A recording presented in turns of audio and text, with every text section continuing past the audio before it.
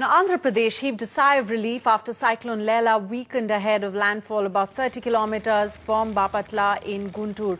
Well, more than 16 people died and thousands of homes were left flooded. Also, power supply in many areas had thrown rail and road travel out of gear. Well, we do believe that the winds were blowing at a speed of about 90 to 95 kilometers per hour, and there is still some destruction, though not as bad as anticipated. But T.S. Sudhir reports.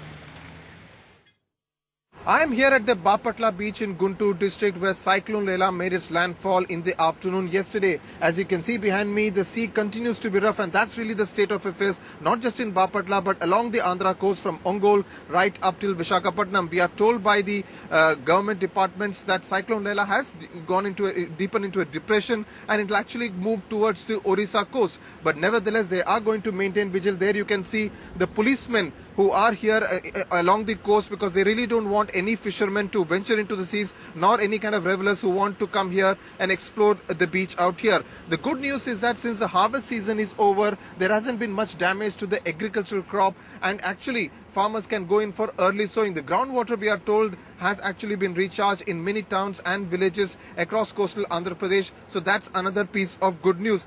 The bad news is, of course, on the power front, more than 1,400 villages where power supply has not been restored. One, as an emergency measure because they really don't want any case of electrocution to happen. Secondly, many places the power lines have been snapped. In places like Ongole, which is in the neighboring Prakasam district, many places have been breached, especially along the national highway. So those kind of repair works will be taken up today, and many areas have actually gone into become some kind of mini lakes because the kind of rainfall that has been recorded in parts of Guntur and Prakasam districts. Adanki in Prakasam district, for instance, recording about 34 centimeters of rainfall over the last 24 to 36 hours. And actually the temperatures that were being recorded here along this during the summer, about 43-44 degrees, the temperatures have now come down to just about 30 degrees. But yes, the vigil will be maintained over the next 12 hours, and then only after that the government will decide whether it is safe enough for the 50,000 odd people who have been evacuated into relief camps, whether they can go back home.